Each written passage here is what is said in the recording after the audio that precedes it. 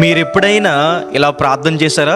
ప్రభువా, నా ఇంటిని ఆశీర్వదించు, నేను వెళ్ళే ప్రతి చోట నాకు మేలు జరగాలి అని. ఈ వాగ్దానం మీకోసమే. నీవు లోపలికి వచ్చినప్పుడు దీవింపబడుదువు, వెలుపలికి వెళ్ళినప్పుడు దీవింపబడుదువు.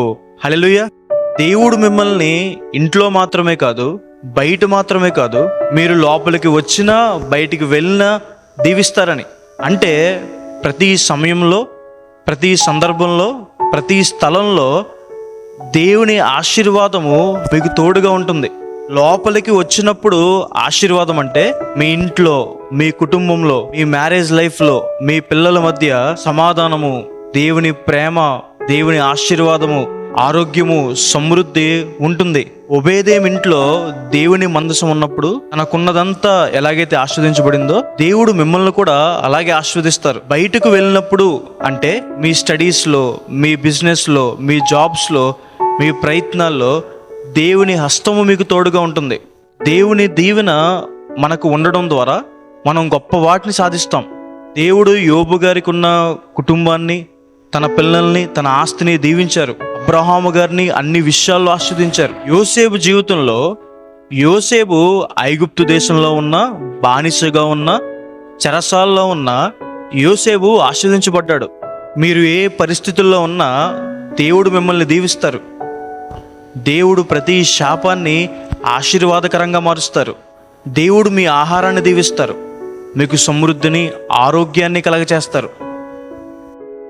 మనం కూడా అన్ని విషయాల్లో దీవించబడాలి అంటే ఏం చేయాలి? మొదటిగా దేవుని మాటకు లోబడాలి, విధేయత చూపించాలి. రెండవదిగా ప్రార్థన చేయాలి. కాలేబు కుమార్తె అక్స కాలేబు దగ్గరికి వచ్చి, తండ్రి, నువ్వు నాకు పొలాన్ని ఇచ్చావు, అది ఫలించడానికి నాకు దీవెన కావాలి, నీటి మడుగులు కావాలి అని అడిగినప్పుడు తండ్రి మెరక మడుగులు ఇచ్చాడు, పల్లపు మడుగులు కూడా ఇచ్చాడని రాయబడింది. మనం కూడా దేవుని దగ్గరికి వచ్చి, ప్రభువా, మీరు మాకు ఇచ్చిన జీవితంలో ఫలించడానికి మాకు దీవెన దయచేయండి అని అడిగినప్పుడు దేవుడు మనకి పరలోక సంబంధమైన దీవెనలు, భూ సంబంధమైన దీవెనలు కూడా ఇస్తారు. మూడవదిగా మనం నమ్మకంగా ఉండాలి. దేవుడు మనకిచ్చిన సమయంలో, బలంలో, ధనంలో మనం నమ్మకంగా ఉండాలి. పాపం కోసం వాడకూడదు, దేవుని కోసం వాడాలి. దేవుణ్ణి సేవించేవారు దీవించబడతారు. నమ్మకమైన వారికి మెండైన దీవెనలు కలుగుతాయి. ప్రార్థన చేసుకోవడం, బైబిల్ చదవడం, దేవుని మందిరానికి వెళ్ళడం, దేవునికి భాగం చెల్లించడం, దేవుని మందిరం పని చేయడం, ఇవన్నీ చేయడం ద్వారా మనం దీవించబడతాం. ఈ వాగ్దానం విశ్వాసం ఉంచండి. ప్రార్థన చేసుకుందాం. సర్వశక్తిమంతుడా, జీవంగల దేవేశ, ప్రభువా, మీకు వేలాది వేలాది వందనాలు. ప్రభువా, మమ్మల్ని ఇప్పటి వరకు కాపాడి ఈరోజు మీ సన్నిధిలో ఉండే భాగ్యాన్ని మాకు దయచేసినందుకు దేవా మీకు వందనాలు.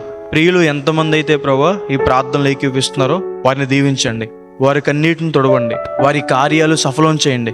ప్రభువా, మీరు ద్వితీయోపదేశకాండం 28వ అధ్యాయంలో సెలవిచ్చిన రీతిగా ప్రభువా, నువ్వు లోపలికి వచ్చినా దీవించబడతావు, బయటికి వెళ్ళినా దీవించబడతావు. నీ గంపయు, నీ పిండి పిసికి తొట్టియో దీవించబడుతుంది, నీ ప్రయత్నాలు దీవించబడతాయి అని సెలవిచ్చిన రీతిగా ప్రభువా, ప్రియులు ఎంతమంది అయితే ఈ ప్రార్థనలు ఏకీవిస్తున్నారో ప్రభువా, వారి ఇంటిని దీవించండి, వారి కుటుంబాన్ని దీవించండి.